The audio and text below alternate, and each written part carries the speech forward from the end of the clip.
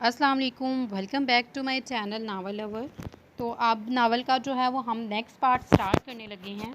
Haris gate से अंदर आया तो इसकी नज़र अना पर पड़ी, जो सेहन में रखे झूले पर बैठी दोनों पाँव ऊपर रखे हुए थी। चेहरा घुटनों पर टिकाए, नज़रें सामने लॉन में जमा रखी थी। झूला आहिस्ता आहिस्ता हरकत करता ची ची की आवाज़ पैदा कर रहा था। इसने अपने कदम अना की जानिब मोड़ लिए। है लूमड़ी यहाँ क्यों हो हे लूमड़ी यहाँ क्यों बैठी हो? इसने झूले पर इससे कुछ फासले पर बैठकर हवा के वश पर उड़ते इसके बालों को हल्का सा खींचते हुए कहा। हारिस भाई, आपका भाई? इसने चौंक कर इसकी तरफ देखकर पूछा। अना ने अब अपने पाँव नीचे उतारे। जब तुम किसी गहरे मरकबे में गर्क थी, नई ईजाद पर सोचती, ज़रूर अंग्रेज़ों की मात देने में मसरूफ़ थी।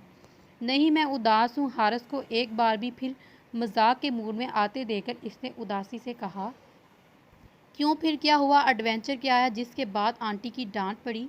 हारिस जानता था ज़रूर आंटी के हाथों दरगत बनाकर बैठी हुई है। हारिस भाई, सहरिश मेरी दोस्त की बर्थडे पार्टी है और इसने मुझे भी इनवाइट किया और आंटी ने जाने से मना कर दिया, जिसके बाद तुमने जाने की ज़िद की और बदले में अच्छी खासी अपनी दरख्त की। इसकी बेचारगी से कहने पर हारिस ने कहा तो अना ने अफसुर्दगी से अपना सर इस्बात में हिलाया। दुआ ने भी जाना है, वो जानता है इन दोनों की दोस्ती भी मुश्तरका होती है, इसलिए पूछा। नहीं दुआ निकचटी की वजह से नहीं, दुआ नकचड़ी की वजह से बिल्कुल नहीं बनती, हालांकि वो बहुत स्वीट है। इसलिए तुम परमिशन नहीं मिल रहा सॉरी यार इसलिए तुम्हें परमिशन नहीं मिल रहा क्योंकि आंटी तुम्हें अकेले तो कभी नहीं जाने देगी। लेकिन मैंने जाना है और मुझे लेकर जाएंगे, अना ने ज़िद अंदाज में बोला। मैं भी तुम्हारे अकेले जाने के हक़ भी नहीं हूँ। हाँ, अगर दुआ भी साथ जाए तो मैं ना सिर्फ परमिशन लेकर देता हूँ, बल्कि ख़ुद दोनों को छोड़ कर आऊँगा। आरिस भाई, प्लीज़ प्लीज़, इसने मुझसे इतने दिल से इनवाइट किया है, अगर मैं नहीं जाऊँगी तो इतना बुरा फ़ील होगा। अच्छा, आप मुझे ले जाए ना, हम सैरिश के घर का बताकर नहीं जाएंगे। मैं अम्मी को कह दूँगी कि आपकी तरफ जा रही हूँ और फिर आप मुझे ले जाना। इस तरह अम्मी को भी पता नहीं चलेगा और शहर की नाराज़गी भी बढ़ जाएगी। अना इसका हाथ पकड़कर आइडिया देती हुई इसकी मिन्नतों पर उतरी, जबकि हारिस के चेहरे के अज़ला फ़ौरन तने थे। अना, तुम अपनी दोस्त की नाराज़गी के डर से अपने पेरेंट्स के एतमाद को ठेस पहुंचाओगी। ठीक है, मान लिया तुम झूठ बनाकर चली जाओगी, मैं भी नहीं बताऊंगा, लेकिन अगर कभी सच इनके सामने आया तो फिर अपने वालिदैन से क्या झूठ बोलोगी? खुद को कैसे उनके सामने जो है वो लेकर जाओगी? नहीं अना, अगर ज़िंदगी में एक छोटे झूठ को छुपाने के लिए हज़ारों झूठ का सहारा लेना पड़े तो फिर झूठ बोलना इंसानी शख्सियत का खासा बन जाता है। इसके अंदर सच बोलने की सलाहियत रफ्ता रफ्ता मफलूज हो जाती है। जिस एतमाद को कायम करने में हमें सालों साल लग जाते हैं, वही एतमाद टूटने के लिए फ़कत एक लम्हा दरकार होता है। और झूठ ही एतमाद से बड़ी सीढ़ी को तोड़ने के लिए काफ़ी होता है। हारिस ने आहिस्ता आहिस्ता उसका हाथ सहलाते हुए इसे प्यार से समझाया। लेकिन भाई, वो अच्छी है, मैं इसे कैसे इनकार करूं? अना, मैं नहीं कह रहा वो बुरी है। तुम कोई भी सूटेबल बहाना बनाकर इसे मना कर दो, और अगर वो तुम्हारी अच्छी दोस्त है तो वो यकीनन तुम्हारी मजबूरी को समझेगी। और अब उठो, जल्दी से तैयार हो जाओ, आज हम सब बाहर डिनर के लिए जा रहे हैं। शाहजैन, ज़रौन भाई और जरिश भी होंगे। हारिस ने इसे पचारते हुए कहा तो अना के चेहरा खिल उठा। वाह, आप सच कह रहे हैं? तुम्हारी कसम। हारिस ने खुश जोशी से चमकते हुए इसके चेहरे पर नज़रें टिकाते हुए कहा तो अना की मुस्कुराहट फ़ौरन गायब हुई। मेरी कसम मतलब झूठ? आप नहीं लेकर जा रहे? नहीं नहीं बेट, बिल्कुल सच है। अब तैयार हो जाओ, इससे पहले मैं वाकई ही प्लान को कैंसिल कर दूं। हारिस ने धमकी देने वाले अंदाज में कहा। नहीं नहीं, मैं बस तैयार होकर आई, आप अपनी चुड़ैल अमटी के पास बैठे, अना ने कहते हुए वहाँ से दौड़ लगाई, जबकि हारिस हंसता हुआ मोबाइल पर ज़रून भाई का नंबर मिलाने लगा। इन्हें डिनर के लिए इनवाइट किया और अंदर चला गया। हारिस मामू से मिलने की गर्ज से आया था, लेकिन अना की अफसरदगी बाइस इसने जड़ से बाहर डिनर का प्लान बना लिया। इस बहाने अना का मूड भी फ्रेश हो जाएगा, जो कि आधे से ज़्यादा हारिस की बातों से हो गया। दिन भर मौसलात बारिश के बाद मौसम बहुत खुशगवार था। ऐसे में जरिश के हाथ के बने पकौड़े ने मौसम की खूबसूरती को इंजॉय करने में मज़ीद चार चांद लगा दिए। ملک فیملی کے چاروں نفوس اس وقت ٹیرس پر موجود کرسیوں پر برجمان چائے کے ساتھ پکوڑوں سے لطف اندوز تھے۔ ملک یارون 2 دن سے کسی کام کے سلسلے میں شہر سے باہر تھے۔ زرون اور شاہ زین میں ملکی سیاست پر بحث چھڑ رہی تھی۔ جب امی سے بات کرتی زرش کی آواز نے ان دونوں کی توجہ بھی اپنی جانب کھینچی۔ امی صبح امی سے فون پر بات ہوئی تو وہ دعا کے لیے کسی رشتے کا ذکر کر رہی تھی۔ کوئی فیملی آنا چاہتی ہے اس کی خبر پر جہاں باقی سب نے پہلو بدلا، وہی خبر شاہ زین کے دل و دماغ پر بجلی گرا گئی۔ منہ میں موجود پکوڑا حلق میں اٹک گیا اور اس نے باری باری اپنی سرد نگاہ ان سب گاڑی ہاتھ میں پکڑے آدھے پیالے چائے اور کپ پر اور میز پر ڈالی۔ زین شاہ، اس نے کسی کو پکار سنائی نہیں دی اور اس کے اندر آگ لگ گئی۔ اس کا جی چاہا وہ پوری دنیا کو جلا کر بھسم کر دے۔ نہیں دعا، میں تمہیں خود سے دور نہیں جانے دوں گا، تم صرف میری ہو۔ وہ گاڑی لے کر ملک ہاؤس سے نکل آیا جب وہ 3 ایک دوسرے سے نگاہیں چرا رہے تھے۔ دعا بیٹا پلیز تم امی ابو کو کہو تھوڑا انتظار کریں۔ دعا مجھے پسند ہے اور سب سے بڑھ کر میرے بیٹے کو پسند ہے۔ میں اپنی بیٹی بنا کر لانا چاہتی ہوں زرش، پلیز تمہیں انہیں روک لو۔ شاہ بہت ضدی ہے، دعا سے بہت محبت کرتا ہے۔ اگر دعا اسے نہیں ملی تو وہ ٹوٹ جائے گا اور اس کی ذات بکھر جائے گی۔ جب سے اس نے میرے سامنے دعا سے اپنی محبت کا اظہار کیا ہے، میں نے اسے بہت خوش دیکھا ہے اور شاہ نے پاکستان میں ہی رہنے کا وعدہ کیا ہے۔ زرش، ہم نے 13 سال اپنے بیٹے کو دوری برداشت کی ہے، اب مزید دوری کی سکت نہیں، امی نم آواز میں بولتی بے بسی کی انتہا پر تھی۔ ہاں زری، امی بالکل ٹھیک کہہ رہی ہے، میں خود بھی آنٹی سے بات کروں گا۔ دعا میری بھی بہن ہے، ابو صرف اپنے بھائی کی محبت میں ضد پر آئے ہیں، ورنہ انہیں بھی ماں کبھی پسند نہیں کی، اور دعا دی انہیں ہمیشہ سے انسیت رہی ہے، وہ اپنی بیٹی مانتے ہیں۔ زری، تھوڑا وقت لگے گا لیکن ہم سب ابو کو منا لیں گے۔ شاہ تھوڑا جذباتی ہے، اکثر بدتمیزی پر اتر آتا ہے، میں اسے سمجھاتا رہتا ہوں۔ ابو انشاءاللہ بہت جلدی مان جائیں گے، زرون نے بھی گفتگو میں حصہ لیتے ہوئے کہا۔ اسکول میں فنکشن تھا تو فنکشن کے لیے نئے ڈریسز لینے دعا اور انا نے بازار جانے کا فیصلہ کیا۔ حارث گھر پر نہیں ہے، اس لیے ان دونوں چنگڑیوں کا سہارا لینا پڑا۔ وہ دونوں گھر سے کچھ ہی فاصلے پر واقع بازار میں آ گئیں۔ ان دونوں نے ڈریسز، شوز اور کچھ چھوٹی موٹی چیزیں لیں۔ اب ان دونوں کا ارادہ بازار کے ساتھ بنے ریسٹورنٹ میں چائے کے ساتھ کچھ گرما گرم کھانے کا تھا۔ وہ دونوں شاپنگ بیگ اٹھائے بازار سے نکل رہی تھی جب انا کا موبائل بجا۔ انا دیکھو، کیا پتہ امی یا آنٹی ہوں، دعا نے کہا۔ ہاں 1 منٹ۔ اب وہ دونوں ایک سائڈ پر کھڑی ہو گئیں۔ انا نے بیگ سے موبائل نکالا تو شاہ بائی کا کالنگ دیکھ کر اس نے موبائل دعا کے سامنے کیا، جس کے منہ کے زاویے فوراً بگڑے۔ یہ شخص بھی پورا چپکو ہے، وہ بڑبڑائی۔ اٹینڈ کرو، جسے میرے منع کرنے پر تم اٹینڈ نہیں کرو گی، انا کے پوچھنے پر دعا نے منہ بسوڑتے ہوئے کہا۔ یہ تو ہے۔ انا نے کال ریسیو کی تو دوسری طرف شاہ زین نے سلام دعا اور خیریت کے بعد پوچھا، انا کہاں ہو؟ شاید اسے موبائل سے گاڑی کی آواز آ رہی تھی۔ زین بھائی، میں اور دعا بازار آئے ہیں۔ او اچھا، ابھی کہاں ہو تم لوگ؟ اوکے تم لوگ ویٹ کرو، میں آ رہا ہوں، لگے ہاتھوں تمہاری ہونے والی بھابھی سے بھی 2 ہاتھ کر لوں۔ محترمہ کے بہت پیر نکل آئے ہیں، انا نے مطلوبہ جگہ کا سن کر اس نے کہا تو زوردار قہقہ لگایا۔ اوکے بھائی وی ویٹنگ۔ شاہ زین بھائی بھی آ رہے ہیں، انا نے کال کی اور اسے اطلاع دی۔ وہ فوراً اچھلی، واٹ؟ ان کا یہاں کیا کام؟ اب میں یہاں 1 منٹ نہیں رکوں گی، چلو گھر۔ دعا غصے سے دھاڑتی ہوئی تو انا کا پارا بھی چڑھ گیا۔ تم خود کو سمجھتی کیا ہو؟ بہت توپ شے ہو، وہ تمہیں کھا نہیں جائیں گے، صرف بات کریں گے، اور آج موقع ہے، تم بھی اپنے دل کی بڑاس نکال لینا، اپنے حرام حلال والے سارے شکوے کر لینا، آخر انہیں بھی تو آپ کے نادار خیالات کا پتہ ہونا چاہیے۔ پتہ نہیں کیوں ان کی قسمت پھوٹنا لکھی ہے اور ایک بد دماغ عورت سے دل لگا بیٹھے ہیں۔ تمہاری شادی تو ریڑے چڑھانے والے سے ہونی چاہیے، تم ایسے ہی شخص ڈیزرو کرتی ہو، خالص محبت کرنا اپنے محرم سے۔ انا ارد گرد کا خیال رکھے اپنے ازلی جنون میں اس کی درگت بدی غصے سے پھنکاری تو اس کے ریڑہ والی بات پر دعا کی ہنسی چھوٹ گئی۔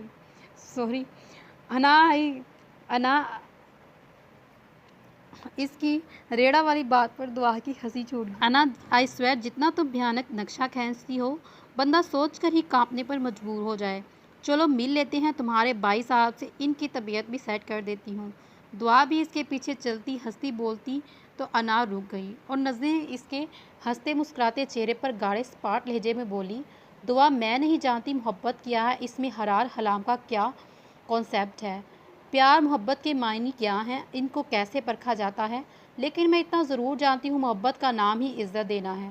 بہت کم ایسے خوش نصیب لوگ ہیں جن کی زندگی میں کوئی ان کو پیار کرنے والا، ان کو چاہنے والا ملتا ہے، اور یہ جذبات تو اللہ نے ہی پیدا کیے ہیں نا، لیکن اس کا نزول ہر ایک دل میں نہیں ہوتا۔ وہ کہہ کر آگے بڑھی تو دعا بھی لب بیچے چند لمحے پشت اس کی دیکھتی پیچھے چلی گئی، لیکن اس بار انا کے لفظوں نے اس کے دل پر وار کیا تھا اور اس کے خیالات کو جھنجھوڑا تھا۔ وہ سوچ میں بہت دور نکل گئی اور وہ قدم کہے اور رکی، لیکن پھر کہیں رہ گئی۔ شاہزین کا پاکستان میں ہی رہنے کے فیصلے سے سب بہت خوش تھے۔ اسے اپنی جاب یہاں ہی شفٹ کرنی تھی اور جلد ہی شہر کے مایا ناز کمپنی میں اس کی جاب ہو گئی۔ یاور ملک نے اپنے بزنس سیٹ کرنے پر بہت زور دیا، لیکن اس کا کہنا ہے پہلے وہ کہیں اور جاب پر پریکٹس کرنا چاہتا ہے اور اس کے بعد اپنا ذاتی بزنس لے گا۔ وہ آفس میں موجود تھا جب انا سے بات کرنے پر پتہ چلا کہ وہ دونوں اکیلی ہیں۔ شاہ کا چہرہ کھل اٹھا، اس نے آج دعا سے بات کرنے کے لیے ٹھان لی۔ گاڑی انا کے بتائی گئی جگہ پر پارک کی اور ریسٹورنٹ کی دوسری جانب آ گیا، جہاں ایک کونے پر ٹیبل پر انا اور دعا بیٹھی ہوئی تھی۔ وہ ان کی طرف بڑھا۔ سلام خیریت کے بعد شاہ نے انا اور دعا کی پسندیدہ ڈریسز لیے۔ کھانا کھانے کے دوران بھی اماں اور شاہ کی باتیں عروج پر تھیں۔ ان دونوں نے ہی دعا کو مخاطب کرنا ضروری نہیں سمجھا اور دعا کو ان پر سخت تاؤ آ رہا تھا، جسے وہ دونوں کسی ناکار وجود کی طرح بیکار ہو۔ وہ غصہ ضبط کیے سر جھکائے بریانی کی پلیٹ میں چمچ چلا رہی تھی۔ شاہزین کعبے بقائے اس کی ایک اہم حرکت کو نوٹ کر رہا تھا۔ شاہ بھائی، آپ گاڑی کی کیز مجھے دے دیں، میں گاڑی میں جا رہی ہوں اور آپ دونوں آرام سے بات کر لیں، انا نے کھڑے ہو کر کہا تو دعا کے ہاتھ پاؤں پھول گئے۔ اسے حیرت سے انا کی طرف دیکھا۔ انا، دعا میں نے آپ سے بات کرنی ہے۔ اس سے پہلے وہ بھی کرسی سے اٹھتی، اگلے ہی پل شاہ نے اس کی کلائی اپنی گرفت میں لی اور سرد انداز میں کہا، جبکہ انا باہر جا چکی تھی۔ دعا نے پانی سے لباب آنکھوں سے اپنے سامنے بیٹھے اس شخص کو دیکھا۔ بیٹھیے۔ شاہ نے اس کا ہاتھ چھوڑا تو دعا اپنی جگہ پر بیٹھ گئی۔ شاہ کو اس کی نم آنکھیں ہرٹ کرنے لگیں۔ دعا میں بغیر لگی لٹی رکھے باتیں کروں گا۔ دعا میں وہ انسان ہوں جو لڑکیوں سے ہمیشہ کھارا کھاتا ہوں۔ مجھے چپو قسم کی لڑکیوں سے سخت زہر لگتی ہے۔ مہری آدھی زندگی ایسے معاشرے میں گزاری ہے جہاں حرام حلال کی کوئی تمیز نہیں، جہاں حسن بے مول بکتا ہے، لیکن میں کبھی چاہ کر بھی وہاں کے ماحول کو اڈاپٹ نہیں کر سکا۔ وجہ یقیناً میرا ضمیر ہے۔ میں اپنا مانتا ہوں جیسے ایک مرد ہمیشہ خواہش رکھتا ہے کہ اس کی زندگی میں آنے والی عورت صرف اسی کی ہو تو اسی کی خواہش کرے۔ وہ بھی تو اپنے جیسا پاک اور مخلص مرد چاہتی ہے۔ تم کہہ لو میں نے 28 سال اپنے آپ صرف اپنی زندگی آنے والی عورت کے لیے سنبھال کر رکھے ہیں، یہاں تک کہ اپنے جذبات تک کسی کو رسائی لانے نہیں دی۔ یو نو وٹ، میں کہتا ہوں کہ لڑکیاں بھی اپنی حیا اور اپنی پاکیزگی کا خیال رکھیں، کیونکہ مرد کی نیت خراب ہونے میں دیر نہیں لگتی۔ لڑکی اپنی حفاظت ہمیشہ خود کرتی ہے۔ لیکن پاکستان آ کر جب آپ سے ملاقات ہوئی تو پہلی بار لگا دل تو ایک الگ لیول پر بھی دھڑک رہا ہے۔ دل تو ایک الگ لیول پر بھی دھڑک سکتا ہے۔ پہلی بار آپ نے مجھے لڑکی ذات کے بارے میں سوچنے پر مجبور کیا۔ دعا میں خود کو زیادہ جسٹیفائی تو نہیں کروں گا، بٹ اٹس فائنل کہ آپ ہی میری زندگی میں آنے والی واحد لڑکی ہیں اور آخری سانس تک آپ نے ہی رہنا ہے۔ میں آپ کو خود سے دور نہیں جانے دے سکتا۔ مجھے نہیں پتا کہ ابو کب مانتے ہیں، لیکن یہ طے ہے انہیں منانا ہی ہے مجھے۔ میری فیملی سب سے ضد ہردرد اور جنونی انسان کہا جاتا ہے، اور ایسا ہی ہے۔ آپ کی سوچ اور خیالات کا میں بہت قدر کرتا ہوں۔ میں باقاعدہ ایک رشتے کے تحت آپ کو اپنی زندگی میں دخل کروں گا، لیکن میں صرف آپ کا یقین چاہتا ہوں۔ دعا، آپ کو میری محبت پر ایمان لانا ہوگا، مجھ پر بھروسہ کرنا ہوگا۔ بھروسہ کرو گی نا دعا؟ دعا جو یکٹکے اسے دیکھ رہی تھی، مونچھوں تلے دبے اس کی انابی ہونٹوں سے نکلتے خوبصورت محبت بھرے الفاظ اس کے دل کی تہل رہے تھے۔ دعا، شاہ نے اس کی آنکھوں کے سامنے چٹکی بجائی تو وہ ہڑبڑا گئی۔ جی، اس نے بے ساختہ اپنے دل کی جگہ پر ہاتھ رکھ کر اپنی دھڑکنیں کو قرار دینے کی کوشش کی۔ دعا میرا یقین کرو نا۔ شاہ نے اس کی آنکھوں میں دیکھتے ہوئے اپنی بات دہرائی تو اس نے فوراً اپنی نظر جھکا لی۔ بولا محال لگ رہا تھا، اسے لگا کہ اگر وہ نگاہ اٹھائے گی تو پھر کبھی خود میں نہیں رہ سکے گی۔ نہ جانے کتنا وقت یوں ہی گزر گیا، دونوں کے بیچ خاموشی تھی اور شاہ دونوں ہی اس خاموشی میں گونجتے محبت کے سازوں کو محسوس کر رہے تھے۔ شاہ کی نگاہیں مسلسل اس کے لال ٹماٹر کی طرح ہوئے حسین مکھڑے کا طواف کر رہی تھیں۔ جب دعا کو اس کی نظروں کی تش سے اپنا چہرہ جھلتا ہوا محسوس ہوا تو فوراً اپنی نشست سے کھڑی ہوگی۔ چلیں پلیز، ہاں چلو۔ شاہ نے اسے مزید مشکل میں ڈالنے کا ارادہ ترک کرتے ہوئے مسکرا کر کہا اور اس کے ساتھ چل دیا۔ دیکھو ہم دونوں ایک ساتھ چلتے ہوئے اتنے حسین اور مکمل لگ رہے ہیں، ہر ایک کی نگاہ ہم پر جمی ہے۔ شاہ نے سب کی توجہ اپنی جانب دے کر اس کے کان کے پاس سرگوشی کی تو دعا کرنٹ کھا کر دور ہوئی۔ آپ پاگل ہیں کیا؟ وہ دور رہ کر بات کریں، وہ آنکھوں میں غصہ لیے تڑپ کر بولی تو شاہ نگاہوں میں دنیا جہاں کی محبت سموئے ہوئے بولا، ہاں میں پاگل ہوں اور میرا پاگل پن تم ہو۔ اس نے ایک اور اظہار محبت چاہ پر دعا کے قدم لڑکھڑائے، لیکن اس نے بغیر پیچھے دیکھے وہاں سے دوڑ لگا دی۔ اپنے پیچھے اسے شاہ زین فلی کا شکاک کہکا سنائی دیا۔ وقت تھوڑا آگے سرکا۔ شاہ زین اکثر دعا کو کال کرتا، جسے اب بھی وہ کبھی ریسیو کر لیتی اور کبھی نہیں۔ اسے شاہ زین کی محبت تو قبول کر لی تھی، وہ بڑے دھڑلے سے اس کے دل پر قبض ہو چکا تھا، لیکن اب بھی وہ صرف اسی بات پر اڑی تھی کہ جب تک ان دونوں کے درمیان باقاعدہ کسی رشتے کا اعلان نہیں ہوتا اس سے بات نہیں کرے گی۔ اس کی اسی ضد پر شاہ اور انا کو اپنا سر پٹکنے کو دل کرتا۔ ملک فیملی کے سبھی افراد کے عمرے کی سعادت کے جانے کا پروگرام بنا تو رحمان بیگ اور محمود فرا انا کی امی ابو نے بھی ان کے ساتھ جانے کا ارادہ کیا۔ سب کے پاسپورٹ اور ویزا وغیرہ کا کام مکمل تھا۔ انا جہاں اپنی امی اور ابو کے لیے خوش تھی، وہیں ان سے دور رہنے کا تصور سے بار بار آنکھیں بھیگنے لگتی۔ محمود کو بھی اپنی بیٹی کی فکر تھی، وہ عمرے پر جانے سے پہلے اپنی بیٹی کے فرض سے فارغ ہونا چاہتے تھے۔ فرا اور محمود نے جویریہ اور رحمان بھائی سے حارث سے انا کے نکاح کی بات کی تو وہ دونوں بخوشی ان کی بات مان لی۔ انا کو بچپن میں ہی اس کے پھپھو نے اپنے اکلوتے بیٹے کے لیے مانگا تھا۔ سب بڑوں کے ساتھ ساتھ حارث، زریش اور دعا بھی اس بات سے واقف تھے، صرف انا ہی بے خبر تھی۔ واٹ، تمہارا دماغ خراب ہے؟ یہ کیا بکواس کر رہی ہو؟ انا کو جب دعا نے اتوار کے دن حارث بھائی اور اس کا نکاح ہونے کی خبر سنائی تو وہ بیڈ پر بیٹھی انا یوں اچھلی جیسے جلتے ہوئے انگاروں سے اٹھی ہو۔ جی میڈم، یہ بکواس سراسر درست ہے، آپ عنقریب میری بابی کے عہدے پر فائز ہونے والی ہیں۔ دعا ریلیکس۔ نہیں دعا، ایسا کیسے ہو سکتا ہے؟ حارث بھائی میرے بھائی ہیں، ہمارا نکاح کیسے ہو سکتا ہے؟ انا اس کے سامنے بیڈ پر بیٹھی اس کے دونوں ہاتھ کپاتے ہوئے تھے۔ دعا کی ہنسی فوراً چھوٹ گئی۔ انا تم بھی نا پاگل، شادی سے پہلے تو سارے لڑکے بھائی ہی ہوتے ہیں نا، اس کے بعد جانو مانو۔ شٹ اپ دعا۔ اس سے پہلے دعا مزید اپنی زبان کے جوہر دکھلاتی اس کے کندھے پر مکہ رسید کیا۔ اف ظالم بھابی، یاد رکھنا میں ظالم نن کی طرح تمہارے پر ظلم ڈھاؤں گی۔ دعا نے اپنا کندھا سہلاتے ہوئے دہائی دی تو انا کھل کر ہنسی۔ انا اور حارث کے نکاح کی تقریب بالکل سادہ سے طے ہوئی۔ اس تقریب میں صرف ملک فیملی اور حارث کے چند قریبی دوست تھے۔ نکاح کے بعد کھانے کا دور چلا اور پھر تقریب میں شاہ زین کی نظریں اس ظالم حسینہ کو اپنے گھیرے میں لیے ہوئے تھیں۔ پاؤں تک آتے کالے رنگ کی فراک میں وہ الگ ہی پیاری لگ رہی تھی۔ دعا کی جب بھی اس پر نگاہ پڑتی تو اسے خود پر ٹکری باندھ کر دیکھتے ہوئے پاتی۔ نکاح کے فنکشن کے بعد رات 10 بجے ان سب کے مدینے کی فلائٹ تھی۔ باتوں باتوں میں وقت گزرنے کا پتہ ہی نہیں چلا اور سب کے جانے کا وقت آ گیا۔ انا اور دعا بھی انہیں چھوڑنے ایئرپورٹ گئیں۔ فلائٹ کے لیے اناؤنسمنٹ ہوئی تو امی ابو سے مل کر پھوٹ پھوٹ کر رونے لگیں۔ اسے دیکھ کر باقی سب کی آنکھیں بھی اشک بار ہوئیں۔ انا بیٹا چپ، دیکھو سب 21 دن کی بات ہے اور پھر ہم اپنی بیٹی کے پاس ہوں گے۔ ابو نے اس کے بالوں میں ہاتھ چلاتے ہوئے پیار سے کہا۔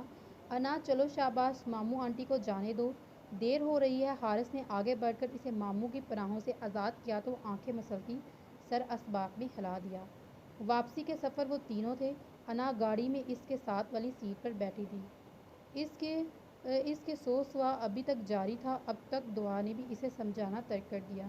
حارث جو کب سے اسے ندیاں بہاتے دیکھ رہا تھا، بالآخر دعا سے بولا، دعا یار لوگ تو بہت ہی اداس لگ رہے ہیں، اب کیا ہوگا؟ ہاں بھائی دیکھیے نا کتنا رو رہی ہے، آپ گاڑی روکے اور ایک کیب ہائر کر کے مجھے گھر روانہ کریں، اور بس پھر آپ اور آپ کی مسز ہوں گی، اور آپ بہت ہی محبت سے ان کے اشک صاف کریے گا۔ دعا کی کینچی کی طرح زبان چلتی پر اناز زور سے چیخی اور غصے میں سامنے ڈیش بورڈ پر پڑا ٹشو باکس اسے مارا، جسے دعا نے بہت ہی سہولت سے کھینچ لیا، اور ساتھ ہی انا کی اس حرکت پر دونوں کی ہنسی کا دورہ پڑا۔ یہ ہوئی نا میری جھانسی کی رانی، حارث نے اس کے ہلتے ہوئے گالوں پر چٹکی کاٹتے ہوئے پیار سے کہا تو انا نے اس کا ہاتھ جھٹک دیا۔ زیادہ فری ہونے کی ضرورت نہیں، اوکے میڈم، اب بندہ اپنی مسز سے ڈر کر ہی رہ سکتا ہے، حارث نے بیچارگی سے کہا تو دعا کے ساتھ ساتھ انا بھی ہنس دی۔ Yes that's my girl, Haris نے اس کے مسکراتے چہرے پر اپنی دلشین محبت نگاہ جما کر انہیں انا جب گئی۔ دعا نے دل سے ان دونوں کی دائمی محبت اور خوشیوں کی دعا کی۔ عمرے کی سعادت کے بعد خیرت عافیت کے ساتھ ان سب کی واپسی ہوئی تو پوری فیملی میں ان کی دعوتوں کا سلسلہ جاری رہا۔ آج شام سب ملک ہاؤس میں موجود تھے، جہاں تقریب پوری فیملی ہی شامل تھی۔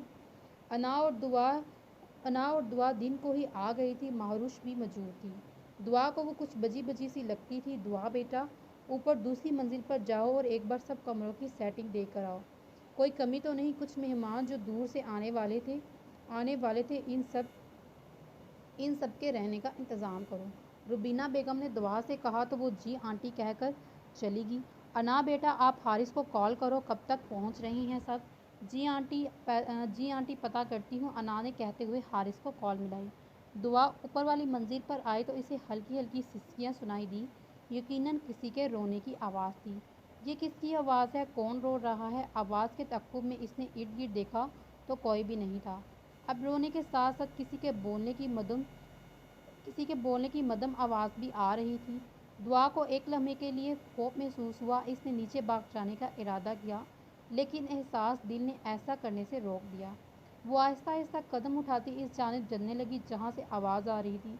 وہ جیسے ہی آگے بڑھی، آوازیں مزید قریب ہوئی۔ کچھ غلط ہونے کے ڈر سے اس کی ٹانگیں کانپ رہی تھی۔ وہ روم سے باہر ٹیرس سے گزرتی ہوئی مزید آگے بڑھی تو راس روم کی لیفٹ سائڈ پر بالکنی میں اسے مہروش دکھائی دی، جو کسی مرد کے کندھے پر سر رکھے آنسو بہا رہی تھی، جبکہ وہ مسلسل کچھ بولنا اور اس کے بالوں میں ہاتھ چلا رہا تھا۔ اس شخص کا رخ دوسری جانب ہونے کی وجہ سے دعا اسے دیکھ نہیں سکی۔ دعا شاہزین کے کندھوں پر آنسو بہاتی ماں کی نظر جب اٹھی تو اس نے زبان سے ٹوک ٹوک کر اس کا نام لیا، سرگوشی شاہزین۔ دعا سامنے کھڑے شاہزین کو دیکھ کر دعا کی آنکھیں پھٹ پڑیں، ایک دم سے اس کے اندر چین سے کچھ ٹوٹا، آنکھیں فوراً سمندر کا روپ دھارنے لگیں۔ اس سے پہلے یہ سمندر اس بے سامنے بہہ کر اپنی محبت کی توہین کرتا وہ وہاں سے بھاگ گئی۔ دعا شاہزین نے آنکھوں سے اوجھل ہوتے دیکھا تو اسے پکارتے ہوئے اس کے پیچھے گیا۔ دعا پلیز میری بات سنو۔ دعا شاہزین نے ایک جست میں اس تک پہنچا اور اس کا بازو کھینچا۔ Shut up, just shut up mister Shahzeen, آپ کی ہمت کیسے ہوئی میرا ہاتھ تھامنے کی؟ وہ بے دردی سے پیچھے ہوئی۔ سوری دعا، تمہیں غلط فہمی ہوئی ہے، اس سے پہلے کچھ کہتا دعا بھڑک اٹھی۔ غلط فہمی؟ کیسی غلط فہمی؟ غلط فہمی تو مجھے تب ہوئی تھی جب آپ مجھ سے جھوٹی محبت کا ڈرامہ چاہ رہے تھے، بہت دعویٰ تھا خود کو پا رہے تھے، کہاں گئی آپ کی پارسائی؟ جھوٹ بولا آپ نے، مجھ سے دھوکہ دیا آپ، محبت کے نام پر فریب ہیں، چند دنوں کی دلی لگی اور پھر کسی اور سے۔ وہ نفرت سے بول رہی تھی، تم نے سمجھا کیا ہے؟ میں تمہیں کوئی صفائی نہیں دوں گا۔ وہ تش نفرت سے پھنکاری اور وہاں سے جانے لگی، لیکن اگلے ہی پل شاہ نے اس سے بازو سے پکڑ کر دیوار سے لگایا اور اس کے ارد گرد دیوار پر دونوں ہاتھ رکھ دیے اور اس کو فرار ہونے سے روک لیا۔ اس کے چہرے کے عضلات تنے ہوئے تھے، آنکھوں سے چنگاریاں نکل رہی تھیں۔ ہاں تم نے میری محبت پر انگلی اٹھائی ہے، بس اتنا کہوں گا، ایسا کوئی پیمانہ ایجاد نہیں ہوا جس سے میری تم سے لگاؤ میرے عقیدے کو مٹایا جا سکے، ایسا کوئی لفظ نہیں ملتا جس سے میں بیان کر سکوں مجھے تم سے کتنی محبت ہے۔ میں نے مدینہ پاک جیسی مقدس جگہ پر اپنے رب کے حضور ایک مقدس احساس اور پاکیزہ رشتے کی دعا مانگی ہے، پھر تم کیسے کہہ سکتی ہو کہ محبت جھوٹ ہے، ڈھونگ ہے، ایک فریب ہے، فقط دل لگی پر محیط ہے؟ دعا، ماں نے اس کے کندھے پر ہاتھ رکھا تو دعا نے سر اٹھا کر اس کی جانب دیکھا۔ دعا تم شاہزین کو غلط سمجھ رہی ہو، ایسا کچھ بھی نہیں۔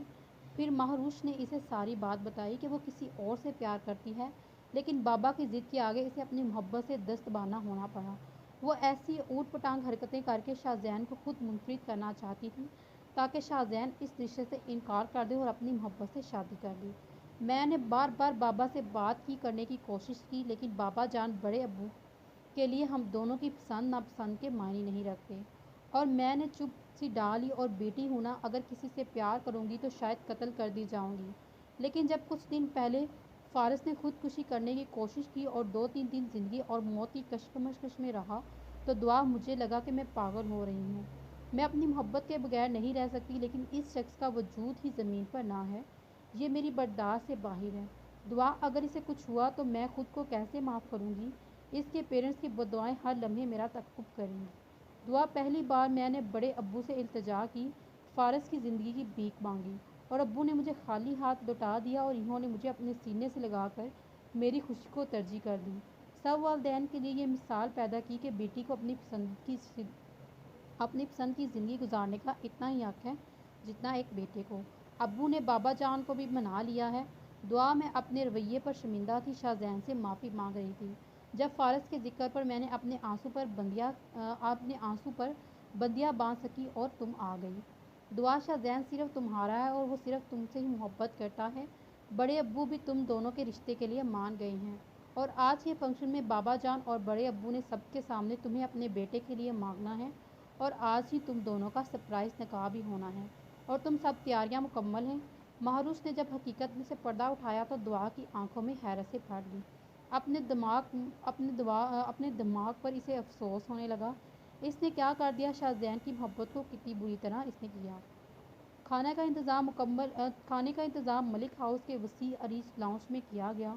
لان خوبصورتی برقی کہکوں سے چمک رہا تھا۔ کھانا کھلانے سے پہلے یاور ملک نے اسٹیج پر گئے اور رحمان بیگ کو بھی اپنے پاس مدعو کیا۔ ملک یاور نے رحمان بیگ سے اپنی چھوٹی لاڈلی بیٹی دعا کے ہاتھ اپنے لاڈلے شاہزین ملک کے لیے مانگا تو سب کے منہ کھل گئے۔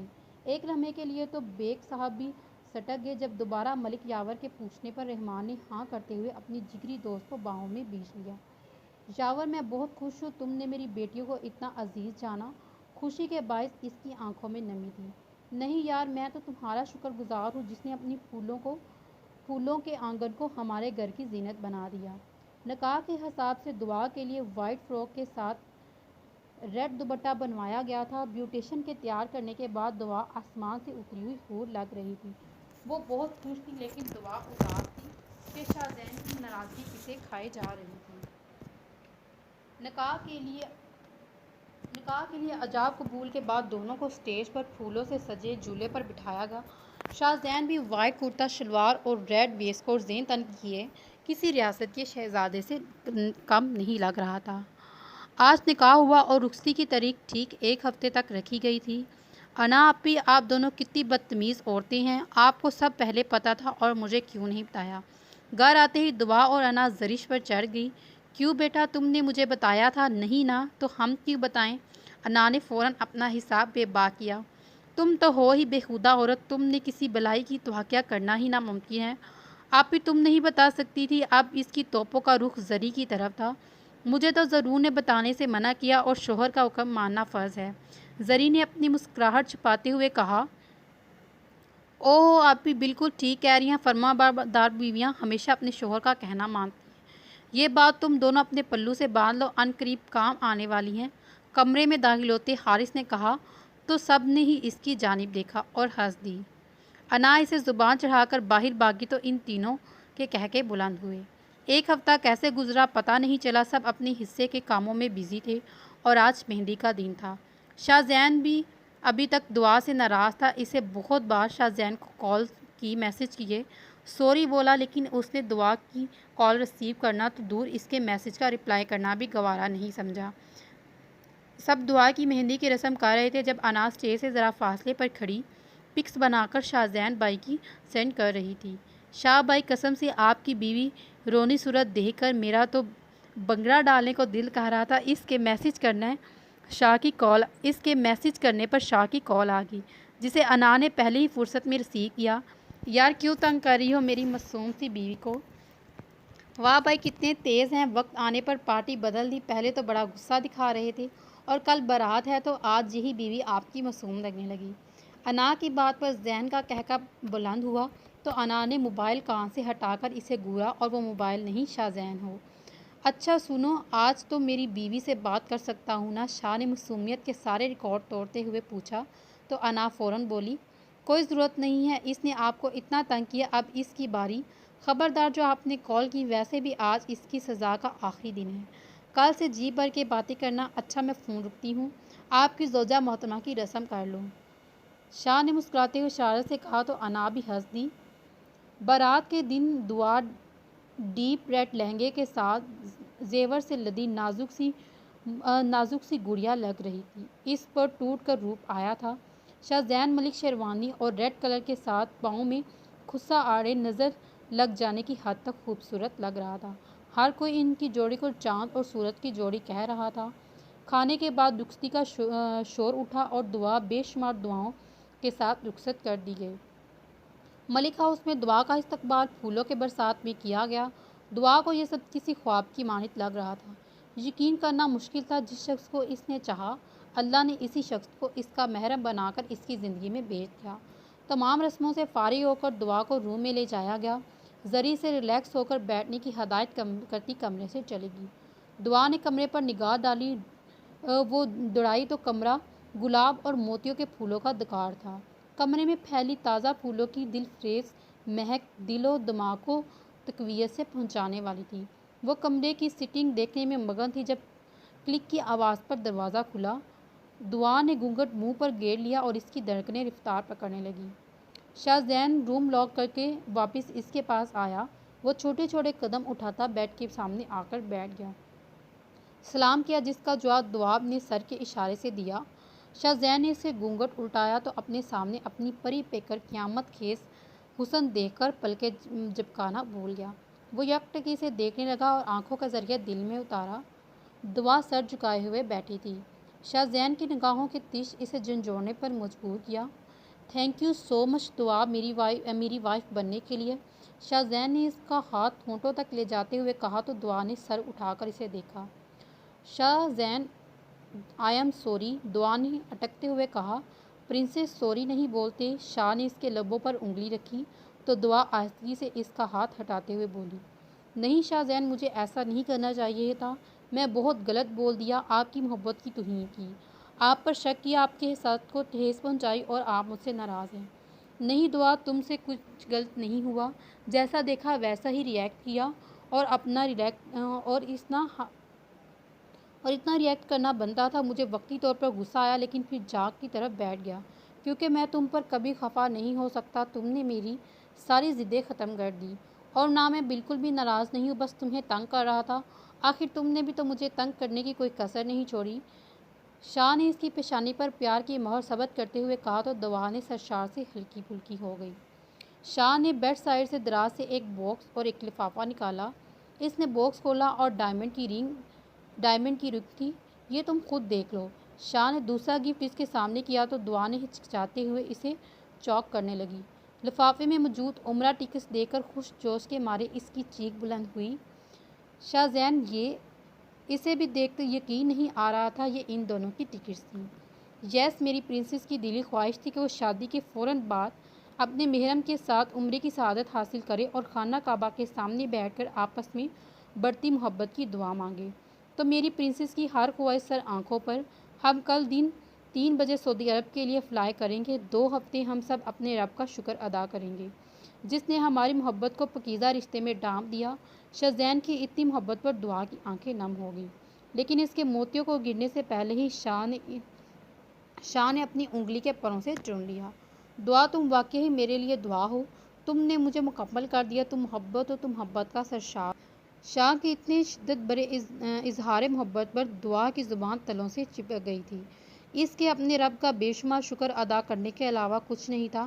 آج کائنات کا ہر ذرہ اس کے پاک ملن پر خوشی سے جھوم رہا تھا۔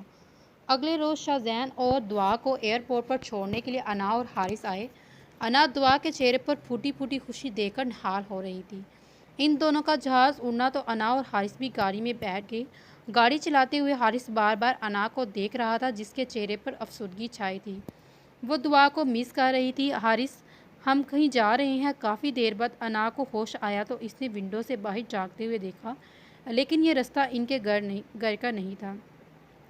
इसने हारिस से पूछा, बस थोड़ा वेट। लेकिन हारिस, अना, क्या तुम बात बेबात बहस और सवाल करना तर्क नहीं कर सकती? हारिस ने खशमगीन निगाहों से इसे घूरते हुए कहा तो अना लब बीचकर मुंह बसोड़ लिया।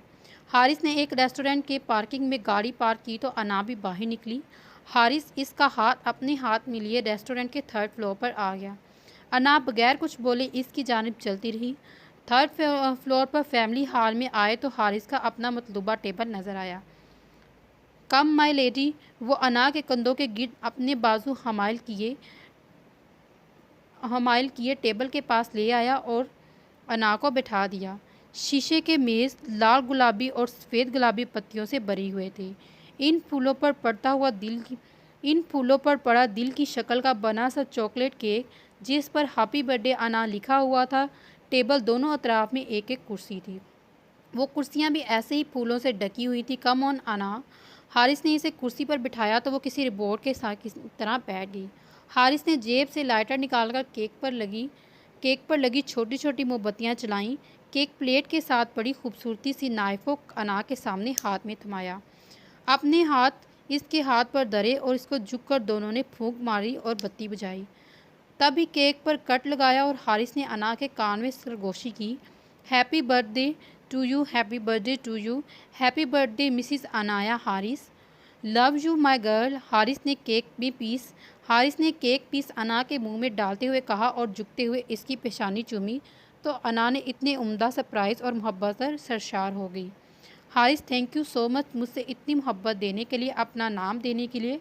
I love you so much, अना ने अकीदत से इसके दोनों हाथ लबों से चूमते हुए कहा तो हारिस ने इसकी इतनी मीठी हरकत पर धीरे से कहा, आई लव यू टू मेरी जान। तो इस नावल का इख्तिताम यहाँ पर होता है। तो मिलते हैं फिर अगले न्यू नावल के साथ, और आप मुझे कमेंट्स में ज़रूर बताइएगा कि आप कौन सा नावल जो है वो नेक्स्ट देखना चाहते हैं। अल्लाह हाफिज़, टेक केयर, अपना ख्याल रखिएगा।